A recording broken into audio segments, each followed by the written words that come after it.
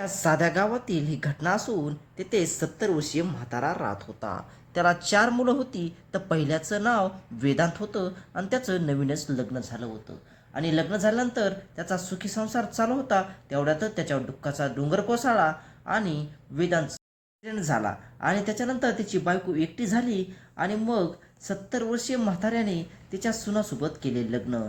चला तर पाहू काय घडलं. त्यासाठी व्हिडिओ सुरुवातीपासून पहा. व्हिडिओ आवडल्यास लाईक करा. नवीन चॅनल आहे मित्रांनो, सबस्क्राईब करा. ही घटना उत्तर प्रदेशच्या गोरखपूरमधील असून तेथे रमेश नावाचा एक म्हातारा राहत होता. त्याची 5-6 वर्षापूर्वीच पत्नी वारली होती आणि त्याला देखील एकटा एकटापणा वाटत होता. पण एकटा असल्याने माणसाला काही करमत नाहीये तसंच त्याला देखील होत होतं. आणि मग त्याचे 4 मुलं होते. तर पहिल्याचं नाव वेदांत होतं आणि दुसरे 3 मुलं होती. आणि मग त्या रमेशची पत्नी वारल्यामुळे घरी देखील स्वयंपाक करायला कोण नव्हतं, म्हणून त्यानं वेदांतचं लग्न लावून दिलं. आणि वेदांतचं लग्न लावून दिल्यानंतर वेदांत अत्यंत सुखी राहत होता. कारण त्याची बायको जी होती पूजा अतिशय सुंदर होती आणि त्याच्यामुळं त्यांचं जीवन सुखी चालू होतं. तेवढ्यातच वेदांतचा ॲक्सिडेंट झाला आणि त्याच्यानंतर वेदांत गमावला. आणि मग त्याची पत्नी एकटी पडली आणि मग काय करावं काही तिला सुचत नव्हतं. आणि मग अख्ख्या गावात चर्चा झाली. आणि मग चर्चा झाल्यानंतर बिन लग्नाचा आनंद घेता घेता त्याच्यावर दुःखाचा डोंगर कोसळला. आणि मग इकडं जो रमेश 70 वर्षाचा होता तो देखील एकटाच पडलेला होता. कारण त्याची बायको वारून 5-6 वर्ष झाली होती. आणि मग दोघांमध्ये थोडी जवळीक वाढत गेली आणि दोघंही एकमेकांना बोलत होती. त्याच्यामुळे दोघांचीही जवळीक वाढत गेली.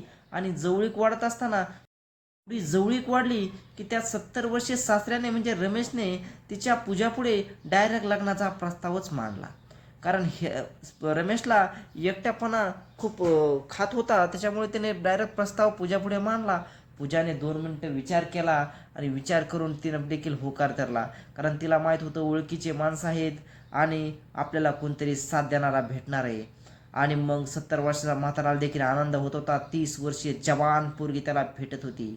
आणि मग लोकांचा विचार न करता लोक बोलणाऱ्याला नावं ठेवतात आणि ना काय करणारा नावं ठेवतात. आणि मग लोकांचा विचार न करता पूजाने आणि तिच्या सासऱ्याने म्हणजे ती 30 वर्षाची आणि तो 70 वर्षाचा, जवळजवळ 40 वर्षाचं अंतर होतं दोघांमध्ये. आणि मग गावात कुजबूज चालू झाली. गावकऱ्यांना काय कुजबूज केल्याशिवाय काही कामच नसतात. आणि मग कुजबूज चालू झाली आणि त्यानं छोट्या जवळच्या देवळात जाऊन लग्न केलं. आणि लग्न केल्यानंतर ही गोष्ट वाऱ्यासारखी पसरली आणि अख्ख्या गावात गोष्ट घडली. अख्ख्या गावात चर्चा सुरू झाली. 70 वर्षाचा म्हातारा आणि 30 वर्षाची मुलगी काय करणार, काय होणार. त्यांचं ते बघून ते पण गावाला काय चर्चाशिवाय उद्यान नाही. गावात चर्चा सुरू झाली. आणि मग त्याची चर्चा झाल्यानंतर काही लोक मग 5-6 महिन्यानंतर लोक विसरले. व काही लोक विसरत नव्हती.